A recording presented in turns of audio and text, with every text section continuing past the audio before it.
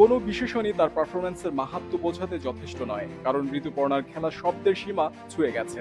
কোনো ভাষায় বোঝানো অসম্ভব তার বা পায়ের জাদু। মিয়ানমারের বিপক্ষে তার গোল দুটি সবাইকে চমকে দিয়েছে। গোল তো নয়, যেন বিস্ময়। ২১ বছরের এক তরুণীর ভেতর লুকিয়ে থাকা অসীম সম্ভাবনার আগুনও তাতে বেরিয়ে এসেছে নতুনভাবে। বাংলাদেশের চেয়ে মিয়ানমার র্যাঙ্কিংয়ে ৭৩ ধাপ এগিয়ে, কিন্তু সেই দূরত্ব ঘুচিয়ে যখন বাংলাদেশের নারী ফুটবল এক নতুন সূর্যোদয়ের মুখোমুখি, সেই পথে সবচেয়ে উজ্জ্বল আলোকবর্তিকার নাম ঋতুপর্ণা। মিয়ানমারের বিপক্ষে বাংলাদেশের ২-১ গোলের জয়ের দুটি গোলই তার বা পায়ে।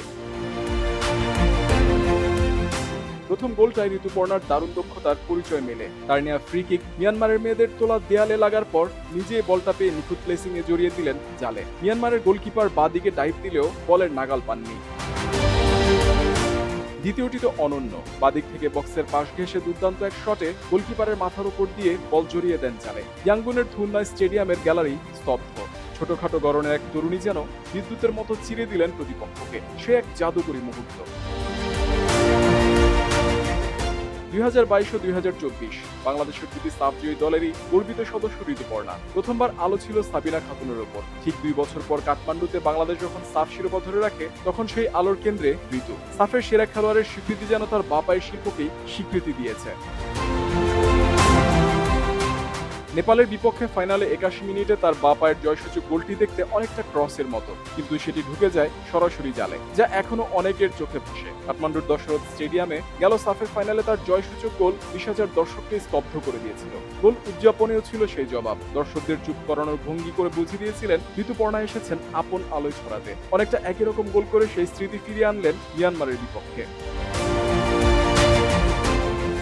বা প্রান্তে খেলা ঋতুর গতি দুর্দান্ত। বল নিয়ন্ত্রণের দক্ষতা অবাক করে দেয়, কিন্তু সবচেয়ে ভালো তার শুটিং। বা পায়ের এমন নিখুঁত শট বাংলাদেশের নারী ফুটবলে আর কারো পায়ে দেখা যায় কমই। তার গোলগুলো দেখে সামাজিক মাধ্যমে উল্লাস ছড়িয়ে পড়ে। এই মুহূর্তে বাংলাদেশের সেরা অ্যাথলেট ঋতুপর্ণা চাকমা।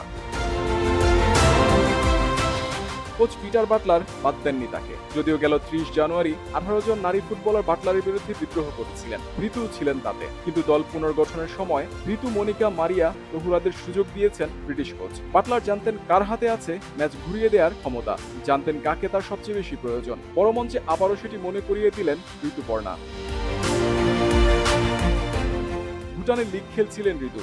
সেখান থেকে ছুটি নিয়ে ফিরে এসে প্রথমে জর্ডান সফরে যান দলের সঙ্গে। এবার মিয়ানমার সফরে বাংলাদেশকে ইতিহাসের দোরগোড়ায় নিয়ে গেলেন পাহাড়ি কন্যা। বাংলাদেশ এবারই প্রথম নারী এশিয়ান কাপের চূড়ান্ত পর্বে খেলতে যাচ্ছে, এক যুগান্তকারী সাফল্যের হাতছানি সামনে। আর সেই মাহেন্দ্রক্ষণের জন্ম হয়েছে ঋতুপর্ণার বা পায়ের জাদুতে কিছু অনবদ্য গোলের কল্যাণে।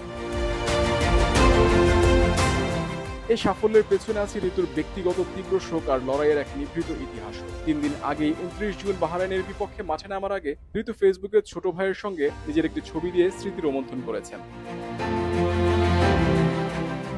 ঋতুর ছোট ভাই পার্বণ চাকমা বিদ্যুৎস্পৃষ্ট হয়ে মারা গেছেন ২০২২ সালে। সেদিন বাংলাদেশের ৭-০ গোলের জয়ে ঋতু করেছিলেন একটি গোল। সেই গোলের পর আকাশের দিকে তাকিয়ে ভাইকে যেন স্মরণ করেন ঋতু। ভাইকে অকালে হারানোর শোক তাকে আরো শক্তি দিয়েছে এগিয়ে চলার সাহস।